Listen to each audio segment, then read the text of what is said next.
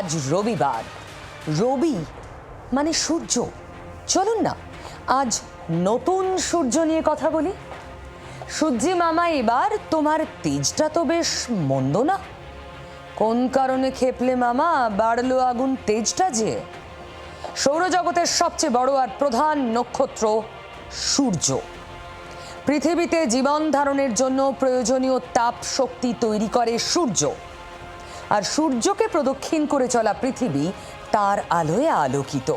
কাব্য করে বললে, সূর্য মামার সাদা আলোয় দিবসকালে ভুবন জুড়োয়। আচ্ছা, গোটা ভুবন মানে আমাদের এই পৃথিবীকে যে আলোকিত করে, সেই সূর্যই যদি বানিয়ে ফেলা যায়, হ্যাঁ মানে মানুষ যদি সূর্য বানায় কেমন হবে? মানে যদি আস্ত একটা সূর্য তৈরি করা যায়, যেটা আসলে নকল মানে কৃত্রিম, তবে আলো আর তাপ দেবে একদম আসল সূর্যের মতোই। না, আমি মোটেই মস্করা করছি না। সবকিছু ঠিকঠাক চললে এটা সত্যি হওয়ার পথে। আর রবিবাসরীয় সত্যিতেই নকল রবি আপনাদের সামনে আনছি। খুব তাড়াতাড়ি একটা সময় আসবে যখন আসল সূর্যের পাশাপাশি একটা নকল সূর্য থাকবে। এটা কোনো রূপকথা নয়, কোনো গল্প নয়। কৃত্রিম সূর্য বানানোর দোরগোড়ায় দাঁড়িয়ে চীন, ড্রাগনের দেশ, সূর্যের বিকল্প তৈরিতে অনেকটা এগিয়েছে। অন্তত তাদের দাবি তেমনই। তারা একটা বিশাল আকার সুপার কন্ডাক্টিং ফিউশন ম্যাগনেট বা চুম্বক তৈরি এবং পরীক্ষায় সফল হয়েছে বলে দাবি বেজিংয়ের।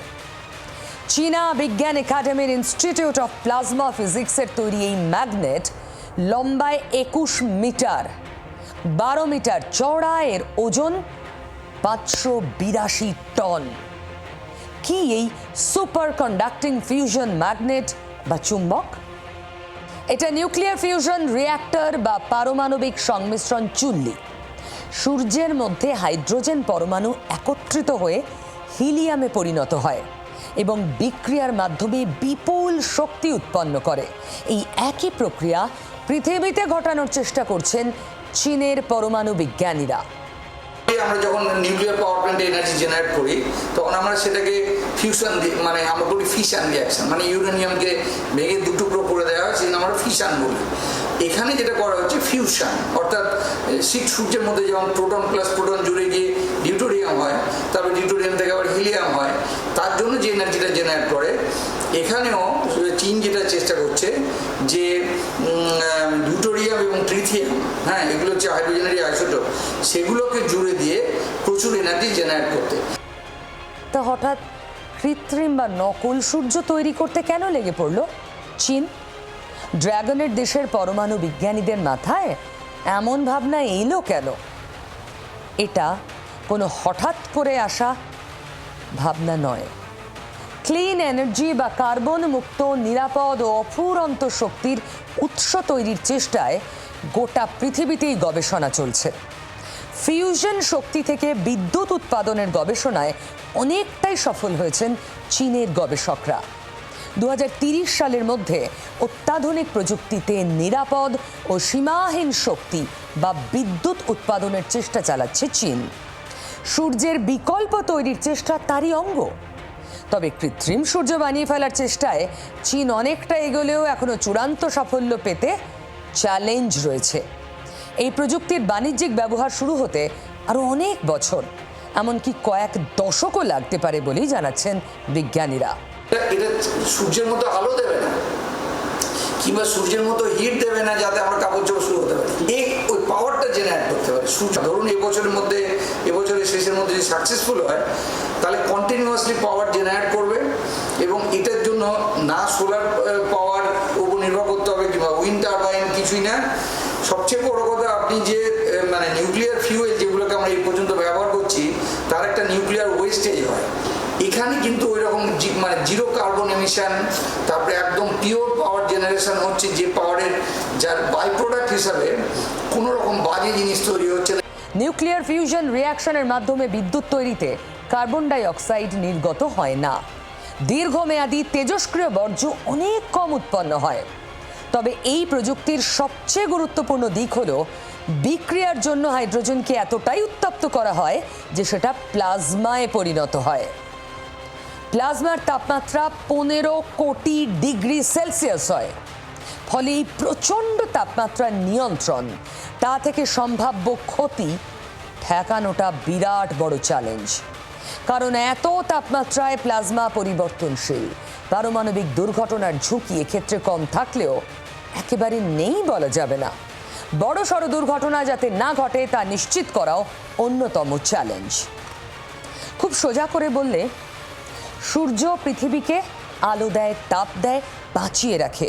গোটা জীব জগৎ, উদ্ভিদ বেঁচে থাকে এই সূর্যের আলোয়। সূর্য একটা বিরাট বড় ম্যাগনেট যা ধরে রাখে। এই যে আমাদের পৃথিবী সহ এতগুলো গ্রহ, তারপরে উপগ্রহ ঘুরতে থাকে সূর্যকে কেন্দ্র করে, টেনে রাখে তো সূর্য, ছিটকে বেরিয়ে যায় না, সব নিজের নিজের কক্ষপথে ঘুরতে থাকে। এরকমই একটা বিরাট বড় ম্যাগনেট বানিয়ে ফেলেছে চীন, যেখান থেকে বিদ্যুৎ উৎপাদন সম্ভব, মানে তাপ, আলো পাওয়া সম্ভব। কিন্তু 2026-এ আবিষ্কার করে ফেলেছি বললেও 2026-এই তার সুফল কখনো পাওয়া সম্ভব নয়। অপেক্ষা অপেক্ষা, আরও পরিবর্তন। নকল সূর্য। নকল সূর্য আমাদের আলো দেবে কিনা, সত্যিকারের অন্ধকার দূর করতে পারবে কিনা, সময়ের কাছেই সেই উত্তর। এই নতুন সূর্য কবে আমাদের আলো দেবে জানি না, তবে যদি সত্যি দিত, নতুন সূর্য যদি কোনায় খামচিতে লুকিয়ে থাকা অন্ধকার সত্যি দূর করে দিত, শুধুই রাজনীতির কচকচানি থেকে আমাদের বের করে একটা অন্য পরিবেশ দিতে পারত, যেখানে নেতা, রাজনীতি আমাদের জীবন ধারণকে প্রভাবিত করতে পারবে না, যেখানে সমাজটা ভোট সর্বস্ব হবে না, নতুন সূর্য এমন সন্ধান দিতে পারবে।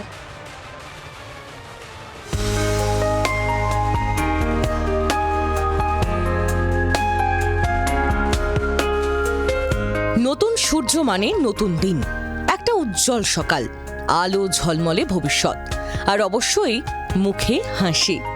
যে হাসি একটা শিশুর মুখে ফোটে তার পাতে প্রিয় ডিমটা পড়লে।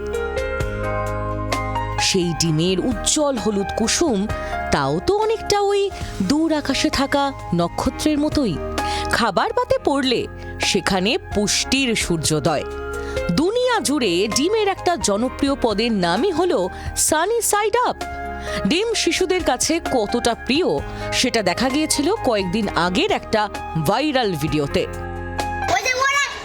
ডিমটা দেখাই, কোথায় রয়েছে দেখা ডিমটা। এই ডিম কোথায় রয়েছে তোর? আর তোর ডিমটা কোথায় আছে? ডিমটা দেখা, দেখা একবার পকেট থেকে। এই পকেট থেকে ডিম বার করছে, ডিম বেরোবে। এই হাতে নিয়ে চলে এসেছে ডিম। ইসকনের হাতে মিড ডে মিলের দায়িত্ব যাওয়ায় ডিমের কি হবে, এই হাসি খুনসুটির কি হবে, তা নিয়ে প্রশ্ন তুলেছিলেন বিরোধীরা। ইসকনের হাতে দায়িত্ব গেলেও স্কুলের মিড ডে মিলে ডিম বন্ধ হচ্ছে না, স্পষ্ট ভাষায় জানিয়ে দিয়েছেন মুখ্যমন্ত্রী। কলকাতা পুরো এলাকার স্কুলগুলিতে ইসকন রান্না করা খাবার দিলেও ডিম পৌঁছে দেবে রাজ্য।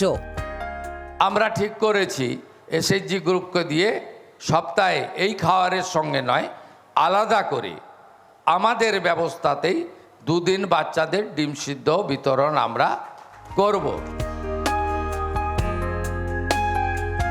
পড়ুয়াদের যে মিড ডে মিল দেওয়া হবে তাদের সঙ্গে বসে শনিবার সেই খাবার চেখে দেখেছেন মুখ্যমন্ত্রী শুভেন্দু অধিকারী।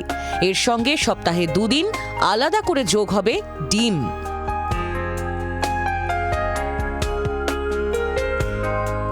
ছোটদের কাছে কিভাবে এই ডিম পৌঁছে দেওয়া হবে? সূত্রের খবর, বিষয়টি নিয়ে ইতিমধ্যেই চিন্তা ভাবনা শুরু হয়ে গিয়েছে রাজ্য প্রশাসনের অন্দরে। স্কুল পড়ুয়াদের পাতে রান্না করা ডিমের বদলে হাতে সেদ্ধ ডিম তুলে দেওয়ার ভাবনা চিন্তা করছে রাজ্য সরকার। নবান্ন সূত্রে খবর, স্কুল থেকে বাড়ি ফেরার পর সেই ডিম খেয়ে পড়ুয়ারা যাতে প্রয়োজনীয় প্রোটিন পায়, সেই লক্ষ্যেই এই উদ্যোগ। শিশুদের পুষ্টির সঙ্গে আপোষ নয়, আবার সরকারের এই সিদ্ধান্তে ইসকনের নিরামিষ খাবারের নীতিতেও ছেদ পড়বে না। এতদিন স্কুলে টিফিন বেলায় পড়ুয়াদের পাতে ডিমের সঙ্গে হামেশাই চালে পোকা টিকটিকি পাওয়ার খবর মিলত। সেই ইতিহাসে ছেদ টানতেই নতুন সরকারের নতুন উদ্যোগ। সব স্কুলে যে রান্না করার উপযুক্ত পরিকাঠামো, স্বাস্থ্যকর রান্নাঘর এত বছরেও আগের সরকারগুলি তৈরি করে উঠতে পারেনি, সেটা তো জ্বলন্ত সত্যি। সেখানে রান্না করা খাবার অবশ্যই ভালো উদ্যোগ, আর তার সঙ্গে এবার আলাদা করে মিলবে ডিম, আর সেই ডিম বাড়িতেও নিয়ে যাওয়া গেলে তো কথাই নেই।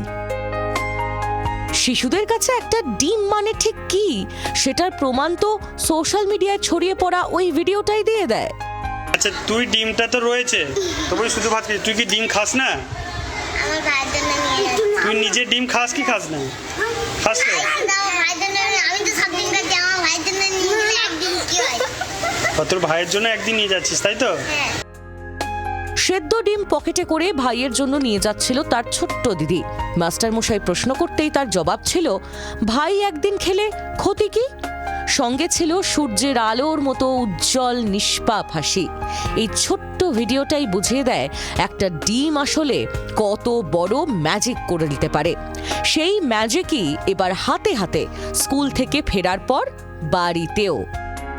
দেখুন, এই রিসেন্টলি আমরা একটা রিলসে দেখেছি, একটি প্রাইমারি স্কুলের মেয়ে সে স্যারকে বলছে, স্যার আমি ভাইয়ের জন্য ডিম নিয়ে যাচ্ছি পকেটে। তো এই ভিডিও দৃশ্যের সাথে আমরা দৈনন্দিনভাবেই পরিচিত। অনেকেই থাকে ডিমটা নিয়ে বাড়ি চলে যায়, তার ভাই বোনের জন্য নিয়ে যায়, কিংবা কেউ ডিমটা রেখে দেওয়ার চেষ্টা করে যে পরে গিয়ে খাবো। এবার এটা তো খুব ভালো উদ্যোগ যে রাজ্য সরকার ডিমের ব্যবস্থা করেছেন প্রাইমারি স্কুলের ছাত্রীদের জন্য। যে উদ্যোগের কথা সামনে আসছে তাতে এবার আর পকেটে ডিম ভরে ফেললেও কেউ প্রশ্ন করবে না। একটা গোটা ডিম পাবে প্রত্যেক পড়ুয়া। এতদিন মিড ডে মিলে ডিম দেওয়া হলেও রান্না করা খাবারে গোটা ডিম অনেক সময় অর্ধেক হয়ে যেত বলে অভিযোগ। নতুন উদ্যোগে সেই প্রবণতাও রোধ করা যাবে বলেই আশা। খাবারের ক্ষেত্রে প্রোটিন একটা খুব গুরুত্বপূর্ণ বিষয়, এবং বাচ্চারা যেহেতু গ্রোয়িং ফেজে থাকে তাদের জন্য ডিম খুব প্রয়োজনীয় একটি জিনিস। তো এই যে ডিম তারা নিজেরা পাবে বা বাড়িতেও নিয়ে যেতে পারবে, এটা অবশ্যই একটি প্রশংসনীয় উদ্যোগ। নাকি মিড ডে মিলে বাচ্চারা ডিম পাক, খাদ্যের গুণগত মান বাড়ুক, পুষ্টিগত মান বাড়ুক, বাচ্চারা সঠিক খাদ্য পাক এবং শিক্ষা ব্যবস্থার উন্নতি হোক। আমরা আমাদের ব্যক্তিগত অভিজ্ঞতা থেকে দেখেছি যে যেদিনকে কিন্তু স্কুলে ডিম হয়, ওরা কিন্তু প্রত্যেকেই ওটাকে অ্যাভেল করার চেষ্টা করে, খায়। স্কুলে যদি না খায় সে বাড়িতে নিয়ে গিয়েও খেতে পারে, অসুবিধা কিছু নেই।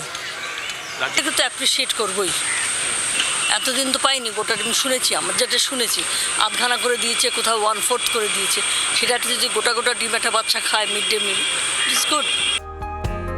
আর ডিম মানে এখানে শুধু সুস্বাদু খাবার নয়, পুষ্টির বড় উৎসও বটে। মুরগির ডিমে থাকে 6 gram protein, vitamin A, D এবং B12 থাকে ডিমে। চোখ ভালো রাখতে সাহায্য করে ডিম, শিশুদের শারীরিক বৃদ্ধিতে সহায়ক ডিম। একদিকে রান্না করা সুষম স্বাস্থ্যকর খাবার, আর সেই সঙ্গে হাতে হাতে ডিম। ভোটের ফলে অস্তাচলে চলে যাওয়ার পর নতুন সূর্যোদয়ের আশা করছেন মমতা বন্দ্যোপাধ্যায়ও। তাঁর সাধের জোড়া ফুল প্রতীকের কি হবে? কোন ফুলে তাঁর লড়াই এগিয়ে যাবে?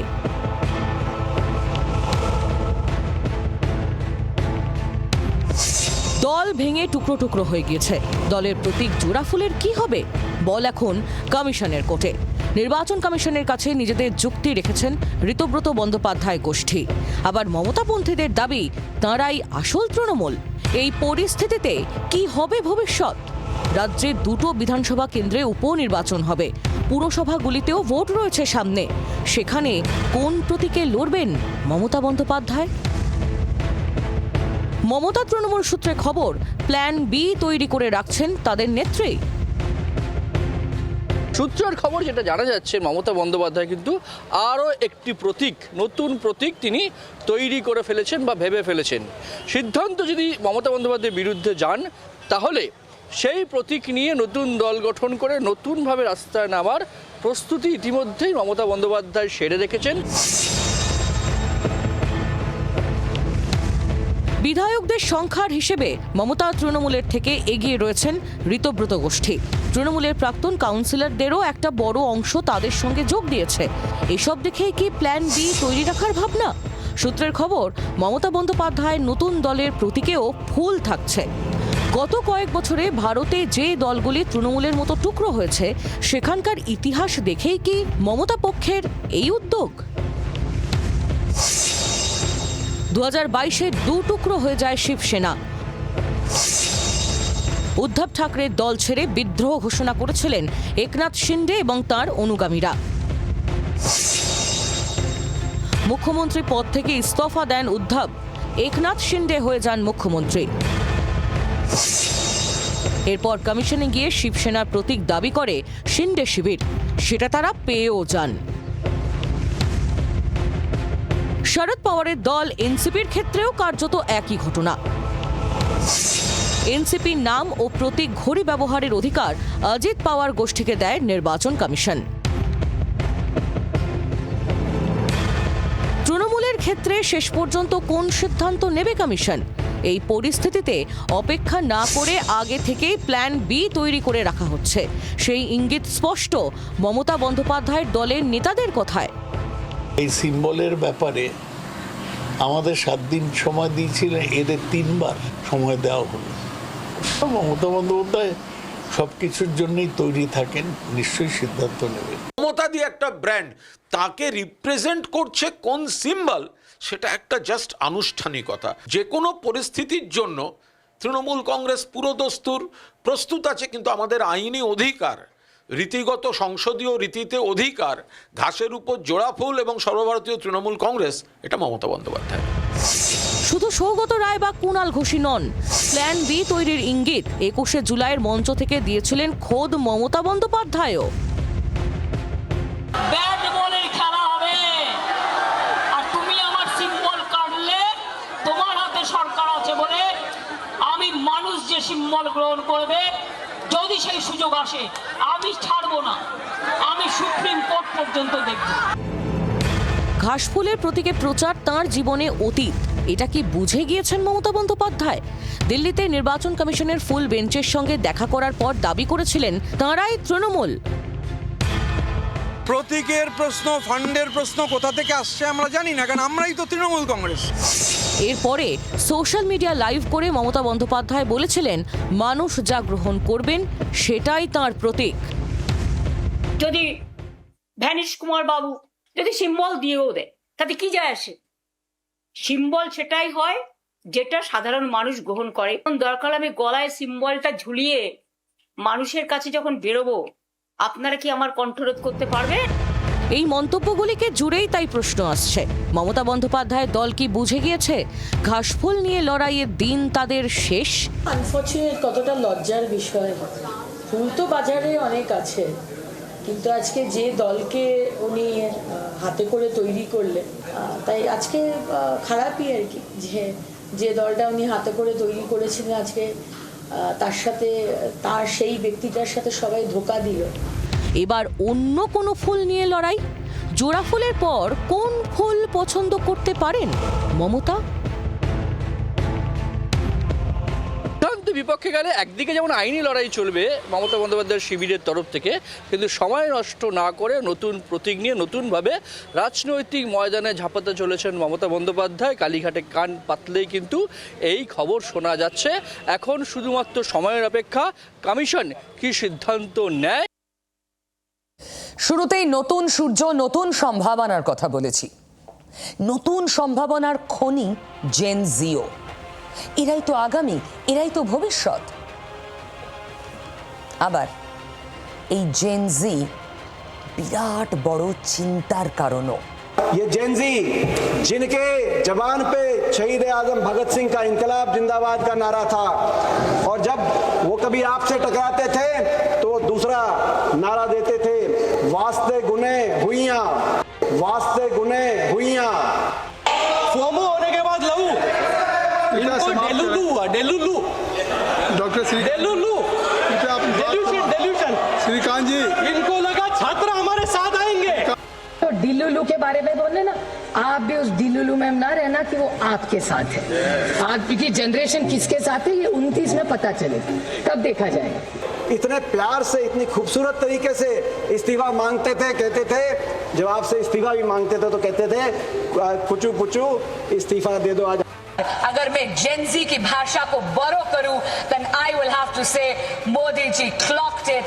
उनको फोमो हुआ, FOMO, fear of missing out, fear of missing out. अरे बच्चे यहाँ पर आंदोलन कर रहे हैं, हम क्या कर रहे हैं? तो हम चले गए पीएम आवास पर।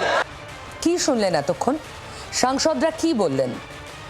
পুরনো মোটা ডিকশনারি বের করে খুঁজে দেখুন। দেখেছেন নিশ্চয়ই অনেকে, পারছেন না তো। ডেলেলু ফোমোর মানে জানেন না তো? ভাস্তে গুনা হুইয়া, এটা কি? গত এক সপ্তাহে সাংসদদের মুখের ভাষা এটা। ভারতের রাজনীতির ভাষা বদলে গেল? এরকম বিচিত্র ভাষায় রাজনীতিকরা কথা বলবেন? শব্দগুলোর অর্থ আর উৎপত্তি খুঁজতে গিয়ে একটা সত্যি খুব বুঝলাম, এই সব শব্দের অর্থ থাক বা না থাক, সত্যি হলো জেন জির প্রভাব। কেন্দ্রীয় শিক্ষামন্ত্রী ধর্মেন্দ্র প্রধানের পদত্যাগ, নতুন বিল, সংসদে ঘন্টার পর ঘন্টা শিক্ষা নিয়ে আলোচনার পর ভারতের রাজনীতিতে এক নতুন বাস্তবতার জন্ম হয়েছে, যা সরকার বিরোধী কোনো দলের পক্ষেই উপেক্ষা করা সম্ভব নয়। জেন জির প্রভাব, তাই তো বললাম চিন্তা। ওদেরকে বোঝা যাচ্ছে না, ওদের ভাষা অনুধাবন করা যাচ্ছে না, তাই চিন্তা। ওরা কি বলছে, কি ভাবছে, কি করতে চাইছে, তাই চিন্তা। এই আন্দোলন স্পষ্টভাবে দেখিয়ে দিয়েছে ডিজিটাল প্ল্যাটফর্মে যুক্ত এই নতুন প্রজন্ম কত দ্রুত জাতীয় স্তরের আলোচনাকে প্রভাবিত করতে পারে, নেতাদের সিদ্ধান্তে প্রভাব ফেলতে পারে। না হলে কোনোদিন ভেবেছেন সংসদের ভাষণে বলা হবে ডেলেলু? প্রতিপক্ষকে চোখা আক্রমণ শানাতে গিয়ে নেতারা ডিলিউশনাল, ভ্রান্ত ধারণায় চলছে, বিভ্রান্তের মতো শব্দ বলে বলছেন ডেলেলু। জেন জির প্রভাব এর থেকে বেশি আর কি হতে পারে? आंदोलन इन्हें लगा के उठने लगा तो इन्हें जो माननीय सदस्य कल कह रहे थे जेन जी की जबान में MIA हो गया। MIA मतलब मिसिंग इन एक्शन, जो हमारे जेन जी की भाषा है। और दूसरा, जैसा कल बताया गया कि FOMO, fear of missing from action. যারা আবার গুগল করবেন বলে ভাবছেন তাদের জন্য বলে দিই, ফোমো হলো ফিয়ার অফ মিসিং আউট। এটা শুধু ভাষার বদল নয়, এটা আসলে আজকের রাজনীতির একটা বড় সত্যি। যন্তর মন্তরের আন্দোলন স্লোগানের থেকেও বড় সত্যি এই ভাষার বদলের গভীরে রয়েছে। তা হলো সংখ্যা। জেনজি মানে দেশের তরুণ প্রজন্ম, বয়স যাদের 14 থেকে 29-এর মধ্যে। এদের অধিকাংশই আগামী লোকসভা নির্বাচনের ভোটার। 2029 সালের সাধারণ নির্বাচনের সময় দেশের বৃহত্তম প্রাপ্তবয়স্ক জনগোষ্ঠী হবে এই জেনজি। 2029-এ দেশে মোট জনসংখ্যার 25.1% হবে এই প্রজন্মের, যাকে কোনো রাজনৈতিক দলে উপেক্ষা করতে পারবে না। মিলেনিয়াল জনসংখ্যা হবে 23.6%। প্রায় 38 কোটি জনসংখ্যার এই বিশাল ভোট ব্যাংকের মধ্যে থাকবে প্রায় 19 কোটি 90 লক্ষ পুরুষ, 18 কোটি 10 লক্ষ মহিলা। তবে এই পরিবর্তনের গুরুত্ব শুধু সংখ্যার মধ্যে সীমাবদ্ধ নয়। জেন জির অর্থটা এখানে অনেক বড়। এই গোষ্ঠীর মধ্যে দেশের শিক্ষার্থী, প্রথমবার ভোট দেওয়া তরুণ, কর্মজীবনের শুরুতে থাকা পেশাদার, নতুন গড়ে ওঠা পরিবারগুলোর একটা বিশাল বড় অংশ থাকবে। আর তাদের চাহিদার সঙ্গে তাল মিলিয়ে বদলে যাবে দেশের রাজনীতির এজেন্ডার ম্যাপ। কর্মসংস্থান, উন্নত শিক্ষা, জীবনযাত্রার খরচ, আবাসন, জলবায়ু পরিবর্তন, সুশাসনের মতো বিষয়গুলো দেশের রাজনীতিতে আরো বেশি গুরুত্বপূর্ণ এবং নীতি নির্ধারক হয়ে উঠবে, যা ধর্ম, জাতপাতের চেনা অঙ্কের রাজনীতির অনেক বাইরে।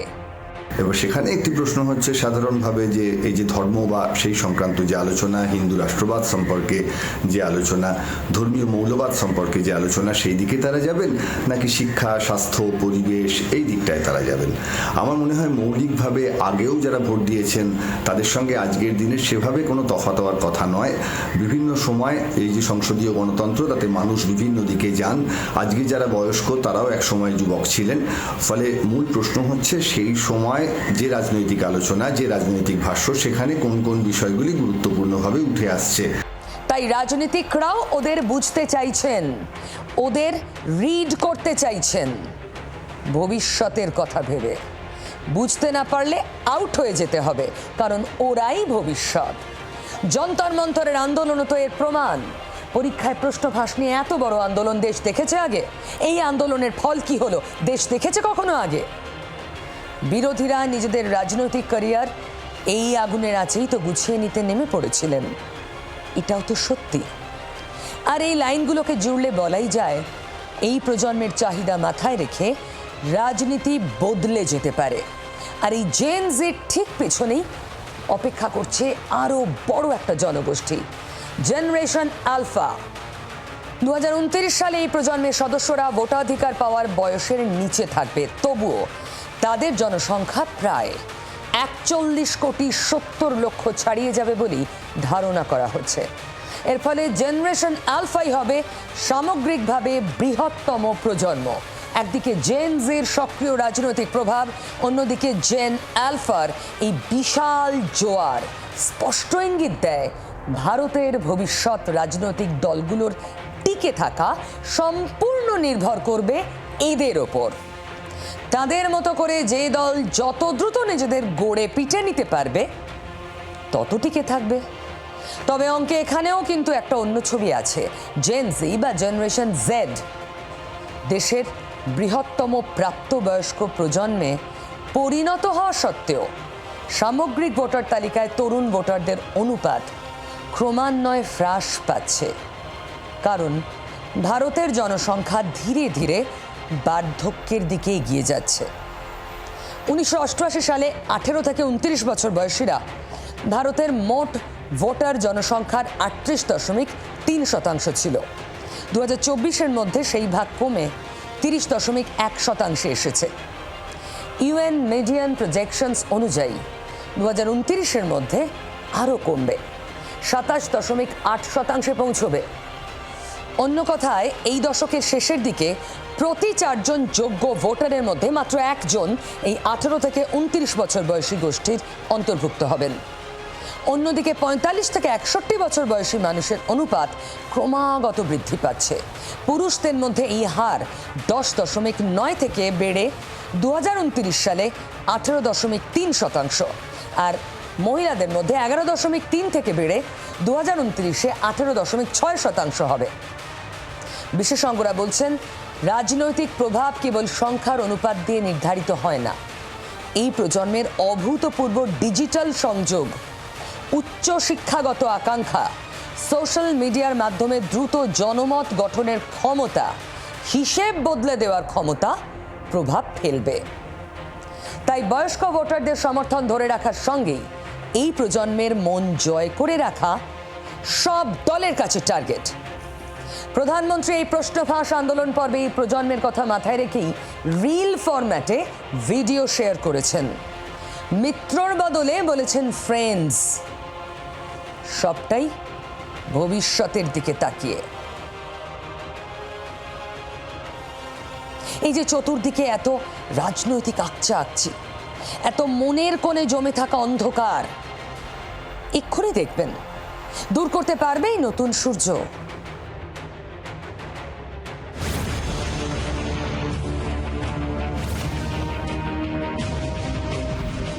পরপর দুদিন তোলাবাজি রুখতে রাজ্য বিজেপির 2 শীর্ষ নেতার সতর্কবার্তা। কাকে সতর্ক করছেন তারা? তাঁদের আতস কাছে দলেরই নিচু তোলার অংশ। তৃণমূল আমলে গত 15 বছরে বারবার তোলাবাজির অভিযোগ উঠেছে। বালি থেকে বাড়ি বারান্দা তোলাবাজি, সিন্ডিকেট রাজের রমরমা এতদিন দেখেছে বাংলা।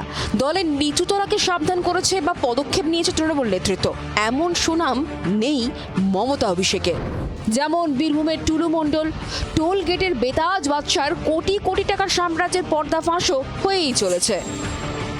বিরোধী থাকাকালীন তৎকালীন শাসক দলের হাল হকিকত দেখেছে পদ্ম শিবির। পালা বদলের পর রাজ্যে বিজেপি সরকারের বয়স মাত্র 3 মাস, কিন্তু গোড়া থেকে সতর্ক বিজেপি নেতৃত্ব। তলাবাজি সংস্কৃতি এত সহজে উঠে যাবেন ভাবার কোনো কারণ নেই। পুলিশকেও বলা হয়েছে এরকম কমপ্লেন এলে তাদেরকে অ্যারেস্ট করা, ব্যবস্থা নেওয়া, এবং সেই তোলাবাজরাই আমাদের অনেক লোকের সঙ্গে চিপকে গেছে। আমাদের বহু নেতা আছেন যারা নূতন এই মধুতে আসক্ত হয়ে যাচ্ছেন। পার্টিও নজর রেখেছে, চেষ্টা করছে এগুলোকে অ্যাভয়েড করতে, এবং মানুষ যে উদ্দেশ্য নিয়ে পরিবর্তন করছে সেটা যেন ভুলে না যাই আমরা। শনিবারই শ্রমিক ভট্টাচার্যের কড়া বার্তা, দলে বিচ্যুতি তৈরি হয়েছে, তোলাবাজি নিয়ন্ত্রণ করবে নেতৃত্ব। শৃঙ্খলার কোথাও কোনো সমস্যা নেই, কিন্তু বিচ্যুতি তো থাকেই, বিচ্যুতিকে অ্যাড্রেস করতে হবে। এমন কোনো সংগঠন আছে, এমন কোনো রাজনৈতিক দল আছে যারা বলতে পারবে যেখানে কোনো সমস্যা নেই, কোনো বিচ্যুতি নেই, সবাই ধোয়া তুলসী পাতায় তো হয় না। সমালোচনা করে কেউ ঘেউ ঘেউ করছে, কথা বলবে না। তোলাবাজি নিয়ে বারবার কেন দলের একাংশকে সতর্ক বার্তা দিতে হচ্ছে নেতৃত্বকে? দলের কাছে নির্দিষ্ট কোনো তথ্য রয়েছে? মানে এটা তো আমরা বলি, এটা তো নতুন কিছু না। অভিযোগ আসছে আপনাদের কাছে? না, সেরকম যেন কেউ চেষ্টাই না করে, কেউ যেন ওই পথেই না যায়। Prevention is always better then cure. আগেই যদি আপনি প্রিভেনশন করে দেন তাহলে আর কিওর করার প্রয়োজন পড়বে না, আগেই আটকে দিতে হবে। অর্থাৎ রোগ নিরাময়ের থেকে প্রতিরোধ ভালো, এই ফর্মুলাই মেনে চলছে বঙ্গ বিজেপি। দলটি যেন তৃণমূলীকরণ না হয়, এর বাদেও যেটা আছে, সত্যি তো বিজেপি একটি আদর্শবাদী দল, এবং সেই জায়গায় দাঁড়িয়ে তাদের যে নেতৃত্ব, তারা তো দলের আদর্শের কথা বারবার করিয়ে দেবেন। ফলে পশ্চিমবঙ্গে যেহেতু দুর্নীতি এবং দুর্বৃত্তায়ন গত 15 বছর ধরে আগের রাজত্বে একটা নিয়মের মধ্যেই চলে এসেছিল, সেই জায়গায় বারবার মনে করিয়ে দেয়া, এটা তো সমাজ বিজ্ঞানের খুব দায়িত্বশীল একটা কাজ। তবে কটাক্ষ করতে ছাড়ছে না মমতা তৃণমূল শিবির। শ্রমিক ভট্টাচার্য, দিলীপ ঘোষ এবং জিতেন্দ্র তেওয়ারির মতো নেতাদের কথায় প্রমাণিত হয়ে যাচ্ছে যে এই তোলাবাজি বলুন বা এই ধরনের ভাইরাসে এই 2 মাসে সরকারের নেতৃত্বাধীন বিজেপিটাও ভরপুর আক্রান্ত। শৃঙ্খলার কোথাও কোনো সমস্যা নেই, কিন্তু বিচ্যুতি তো থাকেই, বিচ্যুতিকে অ্যাড্রেস করতে হবে। এমন কোনো সংগঠন আছে, এমন কোনো রাজনৈতিক দল আছে যারা বলতে পারবে যেখানে কোনো সমস্যা নেই। রাজ্যে সরকার গঠনের পর আরো অনেক দূর এগোতে চায় বঙ্গ বিজেপি, তাই এখন থেকেই তোলাবাজি কাটমানির পচা শামুকে পা কাটুক চায় না নেতৃত্ব। এপার বাংলায় পা রেখে তিনি মুক্ত চিন্তার কথা বলেছেন, সোচ্চার হয়েছেন বাক স্বাধীনতা, মত প্রকাশের অধিকারের পক্ষে। অথচ তারই মঞ্চে উঠতে দেওয়া হলো না কবি জয় গোস্বামীকে। রবীন্দ্র সদনের ঘটনায় দুঃখ প্রকাশ করলেন তসলিমা নাসরিন, জানালেন এটা কবির একার নয়, তার নিজেরও অপমান। না, আমার খারাপ লেগেছিল, কারণ ওটা তো শুধু জয়কে অপমান করা হয়নি, আমাকেও অপমান করা হয়েছে, কারণ আমি তো জয়কে ডেকেছিলাম। দীর্ঘ 19 বছর পর কলকাতায় ফিরেছেন তসলিমা। শনিবার মুখ্যমন্ত্রী শুভেন্দু অধিকারীর উপস্থিতিতে রবীন্দ্র সদনে তাকে সম্বর্ধনা দেওয়া হয়। সেই অনুষ্ঠানে জয় গোস্বামীকে কিছু বলার জন্য মঞ্চে ডাকেন তসলিমা, তারপরেই ছন্দপতন। দর্শকদের একাংশের প্রতিবাদে মঞ্চে ওঠেননি কবি, মাঝ পথেই অনুষ্ঠান ছেড়ে বেরিয়ে যান। রবিবার জানিয়ে দুঃখ প্রকাশ করলেন লেখিকা, জানালেন খুব তাড়াতাড়ি কবির বাড়ি গিয়ে দেখা করবেন। যদিও বেনি মাধবের স্রষ্টার দাবি এই ধিক্কার তার প্রাপ্যই ছিল। 15 বছর আমি তসলিমা নাসরিনকে ফিরিয়ে আনার ব্যাপারে কোনো একটি লেখাও লিখিনি, তো সেই ধিক্কার আমার প্রাপ্য। তসলিমা নাসরিনকে যখন এমন একটা উজ্জ্বলতম দিন বাংলা সাহিত্যে যিনি মুক্তি পেয়েছেন, তার দেশে আসতে পেরেছেন, স্বদেশ মানে তার বাংলায় আসতে পেরেছেন, তাকে গিয়ে কেন বলা হবে যে এই লোকটিকে কেন অন্য লোকেরা করলো? শনিবার কিছুক্ষণের জন্য তাল কাটলেও তিলোত্তমার ওপর আশা হারাননি তসলিমা। একই সঙ্গে এদিন ফের অভিন্ন দেওয়ানি বিধির পক্ষে সওয়াল করলেন বাংলাদেশের থেকে নির্বাসিত এই লেখিকা।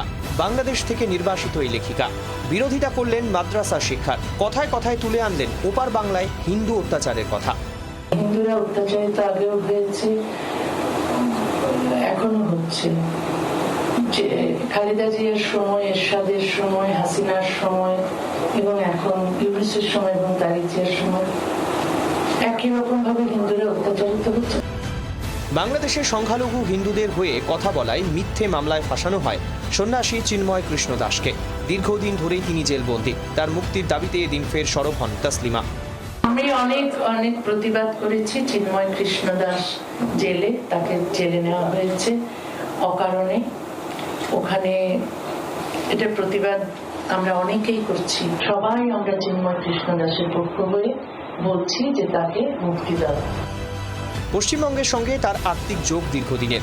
একসময় কলকাতা বইমেলায় পরিচিত মুখ ছিলেন তাসলিমা, কিন্তু তৃণমূল জমানায় 2012 সালে বইমেলায় তার বই প্রকাশ অনুষ্ঠান বাতিল করা হয়। পালা বদলের পর অবশেষে তিনি কলকাতায় ফিরলেন। এবার কলকাতা বইমেলাতেও ফিরতে চান তাসলিমা।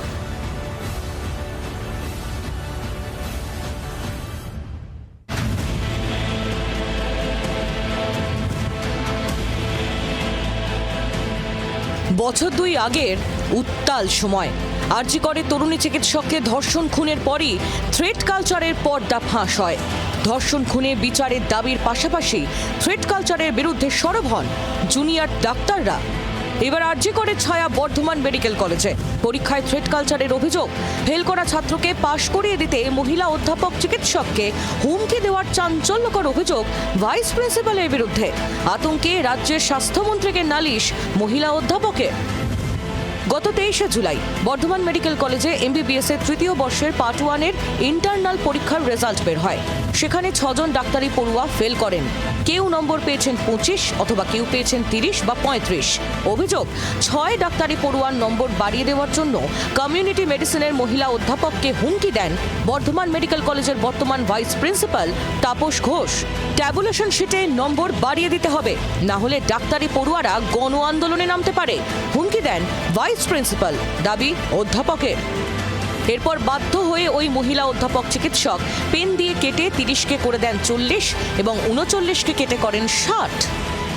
এমবিবিএস এর পরীক্ষায় এবার threat culture. RG Kar medical college হাসপাতালের পর এবার বর্ধমান মেডিকেল কলেজ।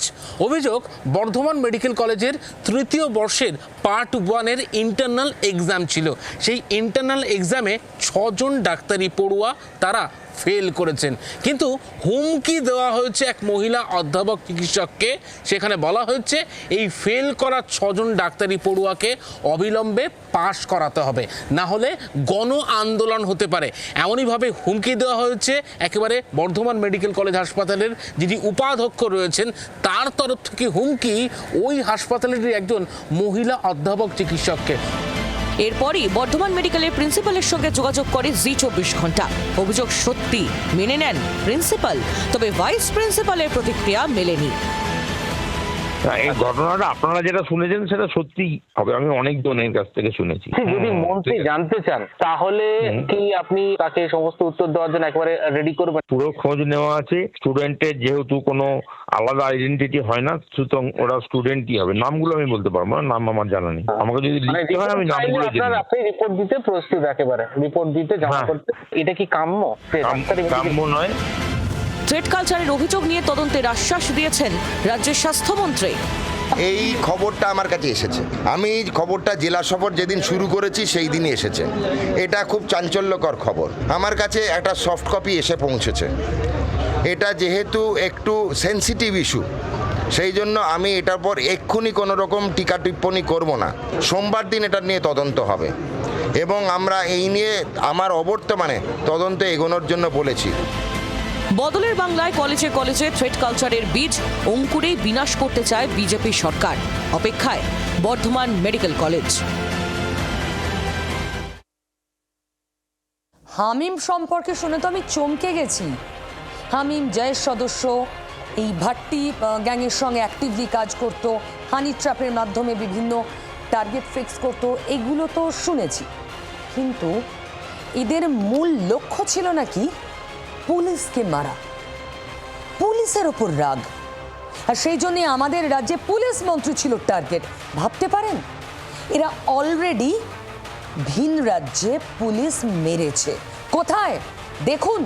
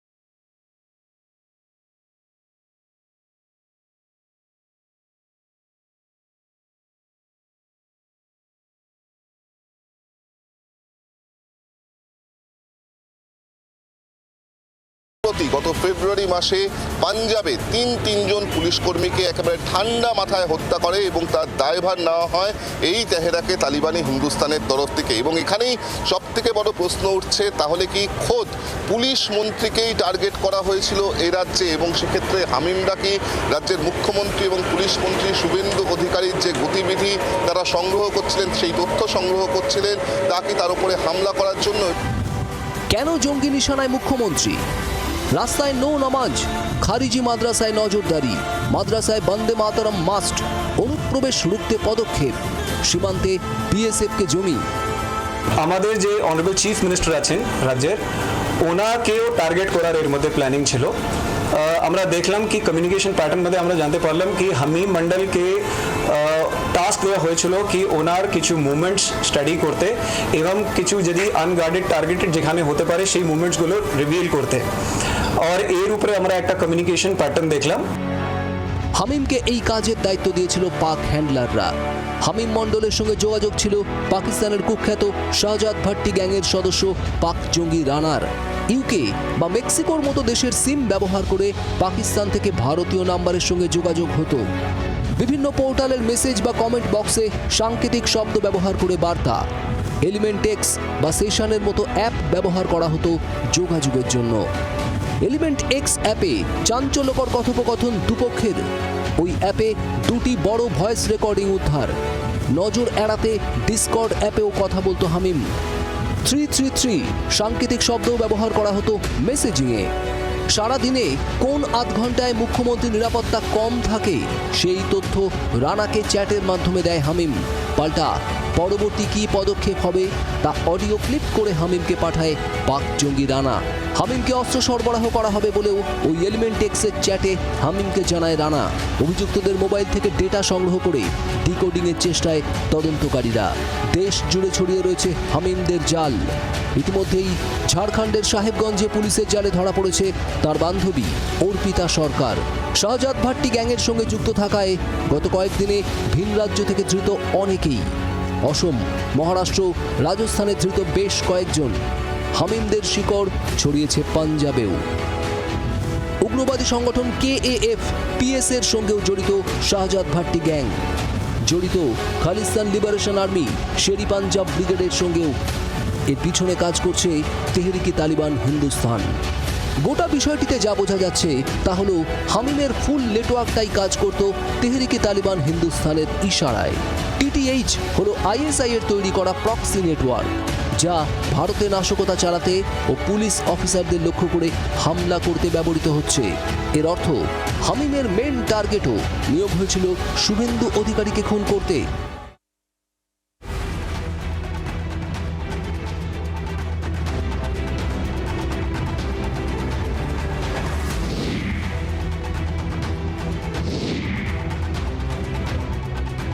ইন্টারনেট মানে এক ক্লিকেই দুনিয়া। একটা এমন জগৎ যেখানে আলোর সঙ্গে সঙ্গে আছে অন্ধকারও। সেই অন্ধকারকেই বলা হয় ইন্টারনেটের ডার্ক ওয়েব। ডার্ক ওয়েব হলো ইন্টারনেটের এমন একটি গোপন অংশ যা সাধারণ সার্চ ইঞ্জিনের বাইরের জগৎ। সম্পূর্ণ বেনামে যোগাযোগ ও তথ্য আদান প্রদান করার সুযোগ রয়েছে সেখানে। ওয়েব দুনিয়ার সেই ডার্ক অংশেই চলছে সন্ত্রাসবাদের নতুন পদচারণা। অর্থ থেকে অনর্থ সবই চলছে সোশ্যাল মিডিয়ায়। আপনার চোখের সামনে থাকলেও আপনি বুঝতেই পারবেন না কারা সোশ্যাল আর কারা অ্যান্টি সোশ্যাল। জঙ্গি নেটওয়ার্কের মধ্যে কথোপকথন, সাংকেতিক শব্দ আদান প্রদান, বেআইনি হাওয়ালার অর্থ লেনদেন, জঙ্গি শিবিরে ঢুকতে মগজ ধোলাই, এক দেশে বসে আরেক দেশে টেরর প্ল্যানিং। কেন সোশ্যাল মিডিয়ার এই অংশ ডার্ক জানেন? এনক্রিপ্টেড নেটওয়ার্ক ব্যবহারকারী ও সাইটের পরিচয় সম্পূর্ণ গোপন রেখে এই যোগাযোগ চলছে। এতে দুপ্রান্তের কেউ কাউকে না চিনেও যোগাযোগ চলছে। শুধু তাই নয়, এই সিস্টেমে কোনো ফোন নম্বর বা IP ট্র্যাক করা যায় না। তাই অপরাধের পর অপরাধী পর্যন্ত পৌঁছানো অসম্ভব। এই সবটা বোঝার পর এবার নিশ্চয়ই জানতে চাইছেন কেন এসব নিয়ে এত আলোচনা। বিশেষ করে পাকিস্তানি ও মধ্যপ্রাচ্যের বিভিন্ন জঙ্গি নেটওয়ার্কগুলি নাশকতা চালাতে বিভিন্ন সময় গোপন চ্যাট অ্যাপ ব্যবহার করছে। ঠিক যেমন দিল্লি বিস্ফোরণের পর সামনে এসেছিল সেশন, সিগন্যাল, টেলিগ্রাম ও থ্রিমার মতো অত্যন্ত সুরক্ষিত ও এনক্রিপ্টেড মেসেজিং অ্যাপ ব্যবহার করেছিল ডাক্তার জঙ্গি মডিউল। একই কায়দায় হামিমও ব্যবহার করেছিল encrypted app. Discord, Zangi, Element X, সেশনের মতো নন এনক্রিপ্টেড অ্যাপ ব্যবহার। গোয়েন্দাদের থেকে নজর এড়াতে ব্যবহার হতো সাংকেতিক শব্দ। কোনো ব্যক্তির পোস্টের কমেন্টে সংকেত লিখে রাখত হামিমরা। অপর জঙ্গি সেই পোস্ট থেকে সংকেতটি দেখে পরবর্তী টাস্ক পেত। এভাবেই আমজনতা ও গোয়েন্দার চোখে ধুলো দিয়ে দিনের পর দিন চলছে ডার্ক ওয়েবে টেরর নেটওয়ার্ক। मेरी गल सुन कन खोल के आबद जट गल कर रहा तेरा दुनिया तो दाना पानी खत्म हो चुका है। ফোনের ওপ্রান্তে পাক মদতপুষ্ট জঙ্গি, এপারে রাজ্যের প্রতিমন্ত্রী উমেশ রায় পাঞ্জাবি ভাষায় অশ্রাব্য গালিগালাজ করে মন্ত্রীকে হুমকি। বর্ধমান থেকে হামিম মণ্ডল গ্রেফতারের পর পুলিশ সূত্রে জানা যায় ফোনে হুমকি দিয়েছিল শাহজাদ ভাট্টি গ্যাংয়ের সদস্য আবিদ জাট। সেই হুমকি অডিও জি24 ঘন্টার হাতে। जेड़े रूट तो तू आना है, जेड़े रूट तो तू जाना है, तेरी गड्डी दियां, तेरे घर दियां, तेरी फैमिली अगे पिछे दा सारा बायोडाटा मेरे को आ गया। कोई टाइम टेबल नहीं, किसी भी टाइम मैं तेरी गर्दन उड़ावांगा। दिमाग च गल बिठा ली। এই আবিদ জাঠের নাম শনিবার এসটিএফ আইজির মুখেও শোনা যায়। আবিদ আছে, রানা আছে, হাম্মাদ আছে আর উজাইর আছে। এই চারজন যে যাদের সঙ্গে ইন্টারাকশন হয়েছে এটা মানে শাহজাদ ভাট্টি গ্যাংয়েরই ছিল। মন্ত্রী উমেশ রায় জানিয়েছেন হামিমের গ্রেফতারির আগে বেশ কয়েকদিন ধরেই হুমকি ফোন আসছিল। মুখ্যমন্ত্রীকে খুনের হুমকি দেওয়ার পরই পুলিশের কাছে যান তিনি। লাস্ট আমি মে মাস থেকে শুরু হয়েছিল আমাকে কল করা, হোয়াটসঅ্যাপ পাঠানো, ছবি পাঠানো, নিজেকে বড় সন্ত্রাসবাদী পরিচয় দেওয়ার জন্য অনেকগুলো বিভিন্ন প্রদেশের ছবি পাঠানো, একে মেরেছি, ওকে মেরেছি, তোকে মেরে দেবো, ক্ষমা চায়, তোর সিএমকে মেরে দেবো, সেই সব অডিও এসেছিল। এটা আমি আগে গুরুত্ব দিতাম না, কিন্তু যেদিন থেকে সিএম এর নাম এসছে সেদিন আমি পুলিশকে ইনফর্ম করি। হামিমের গ্রেফতারির পর টেরর লিঙ্কে বর্ধমানের সঙ্গে জুড়ে গেছে হাওড়া। পিলখানায় বাবার পোশাক পেন্টিং কারখানার হদিশ পেল জি24 ঘন্টা। 7 নম্বর আলম মিস্ত্রি লেনে 2 বছর ধরে চলছিল কারখানা, কিন্তু 1 সপ্তাহ ধরে বন্ধ। স্থানীয়রা জানিয়েছেন একজন মহিলা, 3 জন পুরুষ আসত, এর মধ্যে হামিমও আসত। বন্ধ কারখানার বাইরে থেকে দেখা যাচ্ছে আলো, ফ্যান চলছে। এক সপ্তাহ হয়ে গেছে, এক সপ্তাহ হয়ে গেছে। কি বলেছে কি না বলেছে না জানি না। না আমি চিনতে না, আমি কাজ করি ভাই, আমার লোকাল ছেলে। আমরা 10 মাস আগে দেখেছিল, 2:30 বাজে রাতে একটা মেশিন নিয়ে, 2টো মেশিন নিয়ে ওরা ওই ঘরে ব্যবসায়ী করে ভাড়াটা ঘর নিয়েছে। বন্ধ কারখানা থেকে 100 থেকে 150 মিটার দূরেই পিলখানা ফার্স্ট লেনে হামিমের বাবা থাকতেন। স্থানীয়দের দাবি বহুদিন ধরেই এখানে থাকতো পরিবার। হামিমকে ছোট থেকে দেখেছেন অনেকে। 7-8 মাস আগে মন্তেশ্বরে চলে যায় তারা। আমি এই মুহূর্তে দাঁড়িয়ে আছি পিলখানা, এবং যে ছবি দেখাবো যে হামির মণ্ডলের আরেকটি ঠিকানা, যে তিনি যে বাড়িটাতে থাকতেন ঠিক হচ্ছে এই বাড়িতেই তিনি কিন্তু ভাড়া থাকতেন। 4 তলায় এই যে ফ্ল্যাট দেখতে পাচ্ছি সেই ফ্ল্যাটেই কিন্তু দীর্ঘদিন যাবৎ তার পরিবার নিয়ে তিনি এখানে থাকতেন। এবং সকাল থেকেই আমরা যেমনটা দেখাচ্ছিলাম ঠিক এই ফ্ল্যাটের থেকে 100 মিটার ডিস্টেন্সে তাদের যে কারখানা, সেখানেই কিন্তু বছর 2 ধরে তিনি কারখানা নিয়েছিলেন এবং তার পিতা সেখানে কিন্তু কারখানা চালাচ্ছিলেন।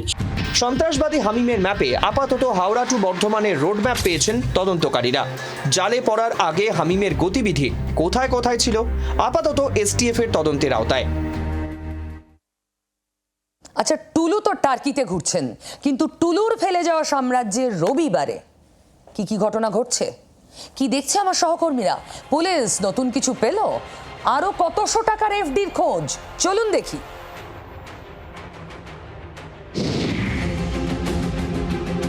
2016 সালের আগে বীরভূমের ছোটখাটো পাথর ব্যবসায়ী ছিল টুলু মণ্ডল। তারপর কেষ্ট মণ্ডলের হাত টুলুর মাথায় পড়তেই নাকি ঘাস ফুলে কলা গাছ হয়ে যায়। কোনো এক অজানা মন্ত্র বলে বীরভূমে পাথর ব্যবসার ডুপ্লিকেট কার্বন রিসিট বা ডিসিআর সংগ্রহের সরকারি বরাত পেয়ে যায় টুলুর সংস্থা। সেই থেকেই শুরু টুলুর টোলাবাজির সাম্রাজ্য। পুলিশ সূত্রে জানা গিয়েছে, নকল ডিসিআর ইস্যু করে পাথর বোঝাই ট্রাক থেকে বিপুল টাকা আদায় করত টুলু অ্যান্ড কোম্পানি। কিন্তু ডিসিআর গেট থেকে কিভাবে টাকা আদায় করা হতো, কোথায় যেত কোটি কোটি টাকা? জি 24 ঘন্টার অন্তর তদন্তে উঠে এলো একের পর এক চাঞ্চল্যকর তথ্য।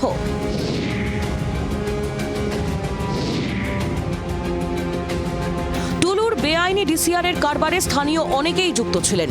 এমনই একজনের সঙ্গে কথা বলেন আমাদের প্রতিনিধি পিয়ালি মিত্র।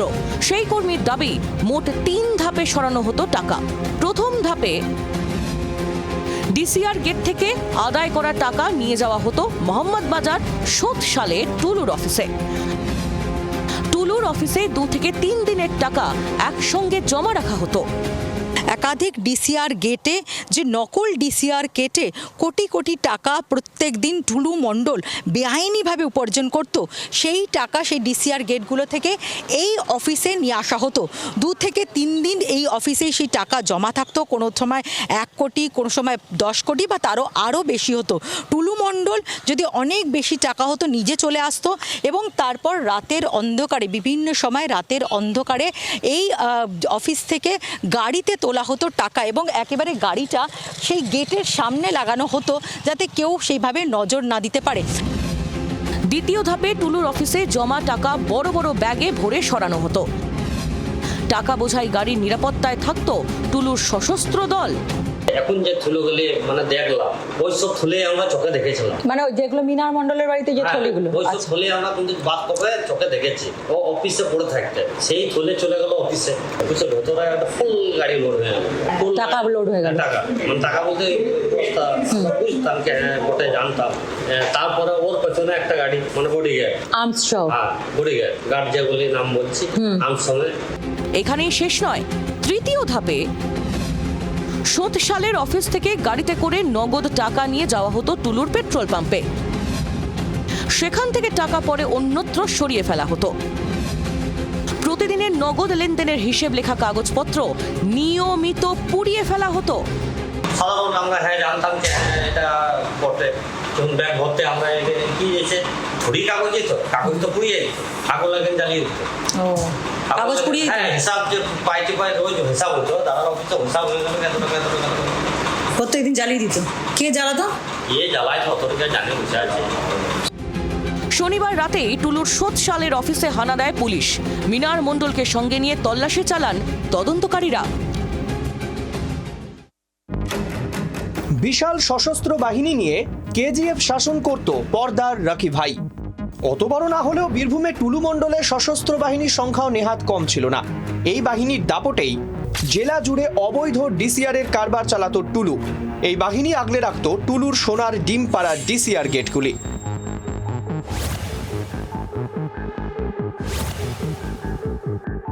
সোৎসালে এই যে জায়গাটায় আমি দাঁড়িয়ে রয়েছি সেটা হচ্ছে টুলু মণ্ডলের ডিসিআর গেট, যেটা এই মুহূর্তে তালাবন্ধ অবস্থায় রয়েছে। গোটা বীরভূম জুড়ে 9টা এই রকম ডিসিআর গেট কবলে রেখেছিল টুলু মণ্ডল এবং এই গেটগুলোকে কেন্দ্র করে সক্রিয় থাকতো টুলু মণ্ডলের 2টো গ্যাং। প্রথম গ্যাংয়ে 10 থেকে 12 জন সদস্য থাকতো। সব ট্রাক বা ডাম্পার ডিসিআর কেটেছে কিনা তা নিশ্চিত করতো এই গ্যাং। ডিসিআর ফাঁকি বা ওজনে কারচুপি ধরা পড়লেই চাপানো হতো মোটা অঙ্কের জরিমানা। যদি কেউ ডিসিআর কেটে বেরিয়ে যাওয়ার চেষ্টা করতো বা ওজনে গরমিল করতো, তাহলে সেই প্রথম গ্যাং বা লেঠেল বাহিনী তারা সেই সংশ্লিষ্ট লরির চালককে আটক করত। আটক করে তারা নিয়ে যেত মোহাম্মদ বাজারের সেই বিতর্কিত পার্কিং লটে। সেখানে তার লরি আটকে রাখা হতো এবং 2.5 থেকে 3 লাখ টাকা, এমনকি তার বেশি পর্যন্ত জরিমানা করত এই টুলু মণ্ডল ওরফে নাজিমুদ্দিন। দ্বিতীয় গ্যাংয়ে থাকতো টুলুর সশস্ত্র বাহিনী। ডিসিআর গেট চত্বরে টহলদারি দিত সশস্ত্র বাহিনীর সদস্যরা। বিপুল পরিমাণ নগদ টাকা এক জায়গা থেকে অন্য জায়গায় নিয়ে যাওয়ার সময়ও নিরাপত্তার দায়িত্বেও থাকতো এই বাহিনী। ওটা আমসা মানে শুধু রাত্রেবেলা ঘুরে বেড়াইতে কে কোথায় কি করছে, আর ওটা মানে গুরুত্ব মানে এই ছিল। যেরকম ধরুন শিবিরে আক্তারাম 15টা ছেলে নিয়ে গিয়ে সবসময় ঝামেলা, মানে কিছুদিন আগে 5 কোটিতে ধরা পড়েছিল, 5 কোটি টাকা নিয়ে। হ্যাঁ, কলকাতাতে। হ্যাঁ হ্যাঁ, ও হচ্ছে লেনদেন করতে। ওরা একটা আর্মস পার্টি ছিল। সব মিলিয়ে রীতিমতো ৮ ঘাট বেঁধেই বীরভূমের অবৈধ ডিসিআরের কারবার চালাতো টুলু মণ্ডল। বন্দুকের নলের মুখেই আদায় করত অঘোষিত টোল ট্যাক্স। আলাদা প্রকল্প, আলাদা ঠিকানা, রাস্তাও আলাদা, এক শুধু সাইনবোর্ডে লেখা নাম। কোথাও পথশ্রী প্রকল্প বা কোথাও প্রধানমন্ত্রী গ্রাম সড়ক যোজনা। প্রকল্পের নাম আলাদা, কিন্তু আলাদা যেটা নয় তা হলো নির্মাতার নাম।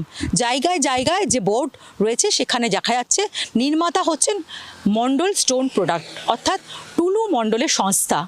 বীরভূম জুড়ে এমন অনেকগুলি সরকারি রাস্তা তৈরির বরাত পেয়েছিল টুলু মণ্ডলের সংস্থা, সবটাই তৃণমূল জামানায়। কিন্তু প্রায় সব রাস্তাই কিছুদিনের মধ্যে ভাঙতে শুরু করে, কোথাও কোথাও বেরিয়ে আসে পাথর। রবিবার মোহাম্মদবাজারের চৌবাট্টা গ্রামে এমনই এক রাস্তার সন্ধান পেল জি24 ঘন্টা। পথশ্রী প্রকল্পে প্রায় 2 কোটি টাকা খরচ করে এই রাস্তা তৈরি করে টুলুর সংস্থা মণ্ডল স্টোনস। কিন্তু কয়েক মাসেই রাস্তা ভেঙে বেহাল দশা। এই সেই রাস্তা যেটা একেবারে খালপাড় থেকে চৌবাট্টার দিকে চলে যাচ্ছে, এবং রাস্তা যতটা এগাচ্ছি ততই কিন্তু যে একেবারে কঙ্কাল চিত্র সেটা ধরা পড়ছে। বিভিন্ন জায়গায় ইতিমধ্যেই রাস্তার খারাপ অবস্থা হয়েছে। এলাকার বাসিন্দারা তারা অভিযোগ করছেন যে এই যে রাস্তা টুলু মণ্ডল বানিয়েছিলেন, প্রায় 1.5 কোটি টাকার মতন এই রাস্তার বরাত পেয়েছিলেন, কিন্তু সেই রাস্তাও কিন্তু ঠিক করে বানানো হয়নি। নিম্নমানের সামগ্রী দিয়ে এমনভাবে বানানো হয়েছে যে ফেব্রুয়ারি মাসে রাস্তা বানানো শুরু হয়েছিল, 2 মাস রাস্তা বানাতে সময় লাগে। কিন্তু ইতিমধ্যেই বিভিন্ন জায়গায় এই যে রাস্তার অবস্থা, সেখান থেকে এই একেবারে যে স্টোন সেগুলো বেরিয়ে এসেছে। রাস্তার দশা আপনারা বেহাল দশা দেখতে পাচ্ছেন। হ্যাঁ, রাস্তাটা একটু দেখুন, রাস্তা কেমনভাবে রাস্তার পাথর বেরিয়ে আছে। রাস্তাটা আপনার 2 মাস হয়েছে রাস্তা বানানো, দেখুন রাস্তার অবস্থা খুবই খারাপ। এর মধ্যে দেখুন পাথর বেরিয়ে যাচ্ছে রাস্তাগুলোর মধ্যে। দেখুন না পাথর গেলা, তারপরে এই যে সাইডে মাটি গেলা কদিন হলো ফেলা হলো, এতদিন ফেলেনি মাটি সাইডে, এখন ঠিক করে ফেলাইনি, এখন অনেক জায়গা বাকি, এখন ওইদিকে বাকি আছে মাটি ফেলানো সাইড। শুধু চৌবাট্টা নয়, টুলুর দুর্নীতির রাস্তা ছড়িয়ে রয়েছে বীরভূমের অন্যত্র। এই মুহূর্তে আমরা রয়েছি সেকেড্ডা গ্রাম পঞ্চায়েতের অন্তর্গত দিঘল গ্রাম। সেখানেও কিন্তু বোর্ড রয়েছে যে একেবারে দেখা যাচ্ছে প্রধানমন্ত্রী গ্রাম সড়ক যোজনার আওতায় সেখানেও কিন্তু বরাত পেয়েছিল সেই মণ্ডল স্টোন প্রোডাক্ট, এবং সেই বরাত পেয়ে 5.5 কিলোমিটার রাস্তা বানানো হয়েছিল, এবং সেই রাস্তা বানিয়েছিল টুলু মণ্ডল। জেলা পরিষদ থেকে টেন্ডার ডাকা হতো, অনলাইনে টেন্ডার ডাকা হতো, কিন্তু 4-5 জনের নাম, 3 জনের নাম তারাই ঠিক করতো কে কে টেন্ডার দেবে, কে বিট 1 থাকবে, বিট 2 থাকবে, বিট 3 থাকবে, তারাই ঠিক করতো। এবং লোয়েস্ট বিটার কে হবে যাকে কাজ দেওয়া হবে, তুমি এই পেপারে কাজ হবে ভাই, লোয়েস্ট বিটার তুমি দিবে। বাকিদের না কাগজ ফেলতেও দিত না, ফেললে তুলে দেওয়া হতো, ভয় দেখানো হতো, প্রাণনাশের হুমকি দেওয়া হতো। এগুলো জেলা পরিষদ থেকে তো কাজ হয়। এবার পথশ্রীর কাজ হচ্ছে আমার জিপিতে, এটুকু জানি, কিন্তু টেন্ডার হওয়া বা এই কাজ কে পাচ্ছেন কে করছে এই ব্যাপারে আমি অবগত নই একেবারে। তৃণমূল জামানার পথশ্রী সৌজন্যেও শ্রীবৃদ্ধি হয়েছিল টুলুর, কিন্তু এই দুর্নীতির শিকড় কত গভীরে আর কোথায় কোথায় ছাপ রেখে গিয়েছে টুলু অ্যান্ড কোম্পানি, উত্তর খুঁজছেন তদন্তকারীরা। রবিবার মানে ফেলে আসা সপ্তাহের দিকে একবার তাকানো। সব থেকে ইম্পর্টেন্ট কি আছে ফিরে দেখার মতো? টুলুর কত টাকা? 1 কোটি 2 কোটি, ধুর নস্যি। টুলু যে কোনো কাউকে যে কোনো সময় দান করতে পারেন। হ্যাঁ, দান করতে পারেন। আপনি বলবেন বাবা, দেশের তাবড় ব্যবসায়ীদেরও এত তেভার নেই। ঠিক, টুলুর সম্পত্তির তল পাওয়া খুব মুশকিল। 1000-এর কাছাকাছি তো বটেই। কোটি টুলুর সম্পত্তি, যা এখনো পর্যন্ত সূত্র মারফত খবর পাচ্ছি। তবে আরো এমন অন্তত 500 জনের খবর আপনাদের দেব যারা আপনাকে চমকে দেবে। তাদের 100 কোটিপতি আপনি বলতেই পারেন, মানে 100 কোটি মিনিমাম সম্পত্তি বা তার বেশি। এমন 100 কোটিপতির সংখ্যা কত আমাদের দেশে ধারণা আছে কোনো? মানে যারা বিলিয়নিয়ার। কেন্দ্রীয় অর্থ প্রতিমন্ত্রী পঙ্কজ চৌধুরী সংসদে 100 কোটিপতির একটা হিসেব দিয়েছেন। এটা কিন্তু কেন্দ্রের হিসেব, সরকারি হিসেব। আর সেই হিসেব বলছে 100 কোটিপতি এই মুহূর্তে 576 জন গোটা দেশে। এই পরিসংখ্যান 2025-26-এর। মানে 100 কোটির ওপরে সম্পত্তি আছে এমন লোক 576 জন। এটা রেজিস্টার্ড, মানে ধরুন যারা সাদা কালো ব্যবসা করেন, গ্রে জোন নেই, যারা খাতায় কলমে সমস্ত কিছু পরিষ্কার রাখেন, যারা ট্যাক্স দেন, জিএসটি দেন, মানে সবটাই দুধ সাদা, এটা তাদের সংখ্যা। এর বাইরে এই সংখ্যাটা কোথায় যেতে পারে নিশ্চয়ই আপনারও মোটের উপর একটা ধারণা আছে। এই ধারণাটাও রাখবেন না এই টুলু মণ্ডলরা 576 জনের মধ্যে রেজিস্টার্ড না। টুলুর টাকার সমুদ্রের কোনো তল নেই, এক টুলু পশ্চিমবঙ্গ নামের রাজ্যের বীরভূম নামের জেলার একজন স্থানীয় ব্যবসায়ী, তার যদি প্রায় 1000 কোটির সম্পত্তি হয় আর সেটা আনরেজিস্টার্ড হয়, তাহলে বুঝতে পারছেন তো গোটা দেশে এমন টুলু কত আছে। সুতরাং কেন্দ্রের দেওয়া 576 জনের তালিকা নিছকই কম। টুলুর সংখ্যা দেশে অনেক বেশি, শুধু বাংলায় নয় গোটা দেশে, যারা রেজিস্টার্ড বিলিয়নিয়ার নন, কিন্তু ওরকম 5-10 কোটি যে কোনো কাউকে দান করে দিতে পারেন যখন তখন। টুলুর আত্মীয়ের যত টাকা যত সোনা উদ্ধার হয়েছে যা গুণে শেষ করা যাচ্ছে না, তাতে 100 কোটিপতি যারা, তারা টুলুদের কাছে না চুনোপুটি। হ্যাঁ, এই 576 জন এই টুলুদের কাছে চুনোপুটি, গরিব। তবে তফাৎ একটাই, 100 কোটিপতিদের সম্পত্তি আইনি, বৈধ, তাদের সম্পত্তির হিসেব সরকারের কাছে নথিভুক্ত। আর টুলুদের মতো তৃণমূলের আমলে আঙুল ফুলে কলা গাছ হওয়া নেতাদের সম্পত্তির সবটাই বেআইনি। গোটা দেশ জুড়ে টুলুর সংখ্যাই বেশি। 100 কোটিপতিদের ওই 576 জনের তালিকা নেহাতি সরকারি রেজিস্টার্ড তথ্য। টুলুদের হাজার হাজার কোটির সাম্রাজ্যের কাছে 100 কোটিপতিরা নস্যি। কিন্তু আবার 100 কোটি বা তার বেশি টাকার সম্পত্তি তো মুখের কথা নয়। আর গত 5 বছরে দেশে বিলিয়নিয়ারের সংখ্যা বৃদ্ধির হারটাও চমকে দেওয়ার মতো। কেন্দ্রের পরিসংখ্যানই বলছে গত 5 বছরে 300% বেড়েছে বিলিয়নিয়ারের সংখ্যা। 300। কেন্দ্রীয় অর্থ প্রতিমন্ত্রী সংসদে একটি প্রশ্নের লিখিত জবাবে এই তথ্য জানিয়েছেন। যেমন ফিনান্সিয়াল ইয়ার বা আর্থিক বছর রয়েছে, তেমনি করদাতাদের আয়ের মূল্যায়ন করতে রয়েছে অ্যাসেসমেন্ট ইয়ার বা মূল্যায়ন বছর। 2024-25 অ্যাসেসমেন্ট ইয়ারে 100 কোটিপতির সংখ্যা ছিল 415। মাঝে দুটো অর্থবর্ষে বিলিয়নিয়ারের সংখ্যা ওঠানামা করেছে। 2023-24-এ বিলিয়নিয়ারের সংখ্যা 284-তে নেমে আসে, যে সংখ্যাটা 2022-23 মূল্যায়ন বছরে 301 ছিল। এবার সংখ্যা একেবারে 550 পার করলো।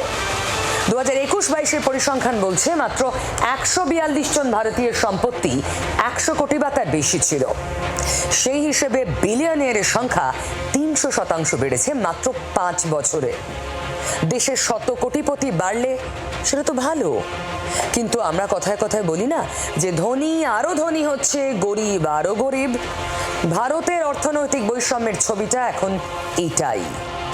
100 কোটিপতির সংখ্যা বাড়ছে, গরিব আরো গরিব হচ্ছে। যেখানে আম আদমি মধ্যবিত্তের সংসার চালাতে প্রাণষ্ঠাগত, আর গরিবের কথা তো বলারই নয়, সেখানে 100 কোটির বেশি সম্পত্তিওয়ালা ব্যবসায়ীদের সংখ্যা বাড়ছে। কিন্তু এটার কারণ কি? অর্থনীতিবিদ, অর্থনৈতিক বিশেষজ্ঞরা এই বৈষম্য দূর করায় জোর দিচ্ছেন। তারা বলছেন এতেই দেশের অর্থনীতি মজবুত ভিতের উপর দাঁড়াতে পারে। ভারতবর্ষে ধনকুবের সংখ্যা বাড়ছে, সেটা নিঃসন্দেহে ভারতবর্ষের জন্য একটা বড় খবর, ভালো খবর। কিন্তু ভারতবর্ষের মূল সমস্যাটা হচ্ছে এই গরিব মানুষ এবং ধনী মানুষের মধ্যে একটা বিস্তর ফারাক আছে। সেই ফারাকটাকে যত তাড়াতাড়ি আমরা কমিয়ে আনতে পারবো, তত কিন্তু ভারতবর্ষের অর্থনৈতিক উন্নতি গতিপথ যেটা, সেটা কিন্তু এই বিকশিত ভারতের দিকে তত দ্রুত বেগে ধাবিত হবে। টুকরো কয়েকটা খবর শুধু আপনার জন্য এক ঝলকে।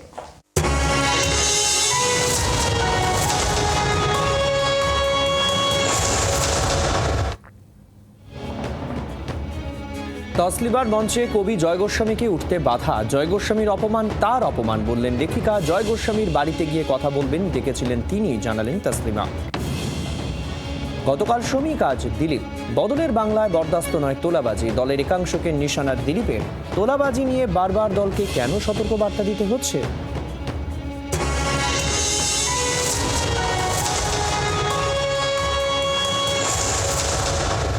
কেমন আছে আসাম? এবারের বন্যা পরিস্থিতি নাকি গত 50 বছরের মধ্যে সবথেকে ভয়ঙ্কর। রবিবারের আসামের ছবিটা দেখা যাক।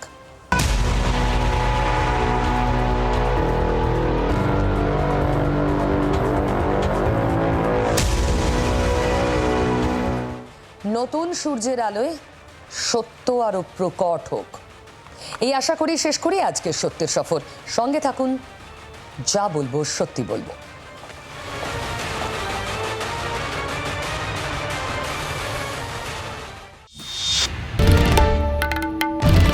বাংলার আওয়াজ, বাঙালির আবেগ, জি 24 ঘন্টা।